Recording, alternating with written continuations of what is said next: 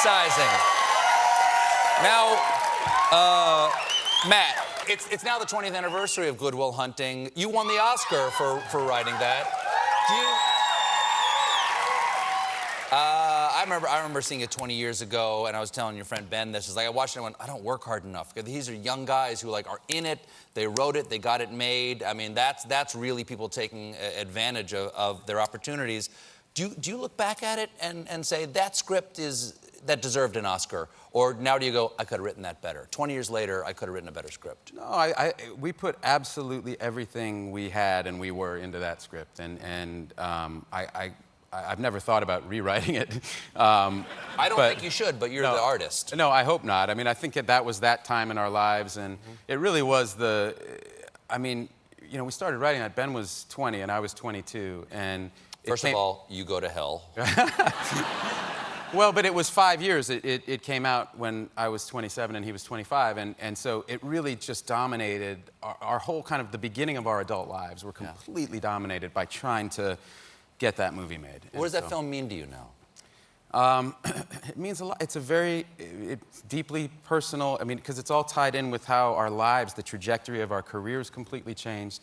You know, and now it's, you know, 20 years later, it was such a positive thing, and now to look back and know that Robin got this horrific degenerative brain disease and lost his life, and Elliott Smith, who wrote that beautiful music and those songs, is gone as well. And now with the revelations about Harvey, you know, and knowing that there were women who were really being traumatized, you know, by the person who financed the movie, it's weird because it collides with all these incredibly positive feelings. Like Ben and I have these careers 20 years later that we're so grateful for, and are a privilege, as you know. They're not.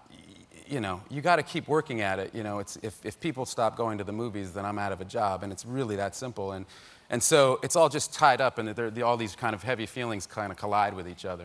You know, at the same time, like I remember going back to Boston a few years ago for my dad's birthday, and we took a picture on the park bench. I walked into the Boston Common with my kids, and we found the bench that Robin and I did that scene. You know, where he it's a long monologue for Robin, and I barely say anything, but we were really proud of that scene, and it was kind of a big moment in the movie. And I hadn't been there since Robin had passed away, and we went and we took a picture sitting on the bench with my kids, and they didn't understand the significance of it. My wife did, and my father was with us, but, you know, so it's very, very powerful feelings, kind of, you know, conflicting and colliding with each other. Well, thank you for that movie. It's absolutely beautiful. Thank you. It moved me then, and it moves me now. It's still beautiful. Thank you. Well, it was all downhill from there. You played the Krill, though. I did play the Krill. Okay, the new movie is Downsizing. It's an unusual premise. Tell the people the unusual premise of this movie. Okay, well, it's Alexander Payne, who's one of my favorite directors, and I've been just desperate to work with him. The Descendants, Sideways, Election, yeah. I mean, About Schmidt. He's just never made a movie that wasn't fantastic, and so he came to me with this idea about. He said, okay, sir, Norwegian scientists have found a way to shrink humans down to 5 inches in height, and 6% of the global population decides to do this as a way to offset climate change. And I just looked at him and went, I just didn't think he was being serious with me. I thought it was like a test. But then he gave me this script that he and Jim Taylor, his co-writer, had been working on, and they'd had it for 10 years, and it was fantastic. And he described it to me as he wanted it to be a Hal Ashby movie with great special effects, and that really is what he made. Hal Ashby was a brilliant filmmaker who made, in the 1970s, kind of in the wheelhouse of American cinema, made some incredible movies, and this movie, to me, feels like it's a giant satire. It feels like it could have been made in the 70s, and I'm just enormously proud of it, and I wouldn't change a frame of it, and it's exactly what Alexander said it would be, so. It's you know, people want to have less of an environmental impact, and so it literally reduces their footprint.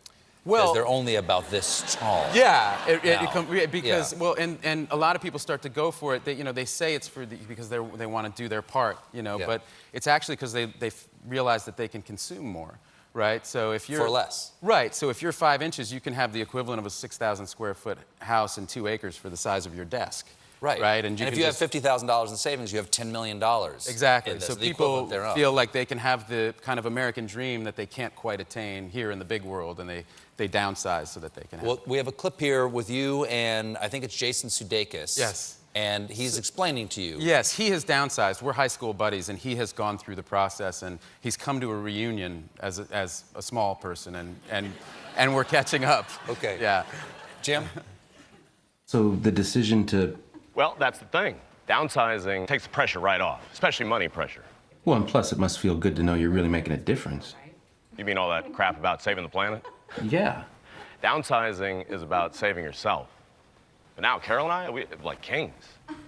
I'm still living in the same house I grew up in. I mean, Audrey's dying for us to move, but we're really strapped. Listen, there's a lot of small communities cropping up out there, but don't mess around. Leisureland's where you want to be.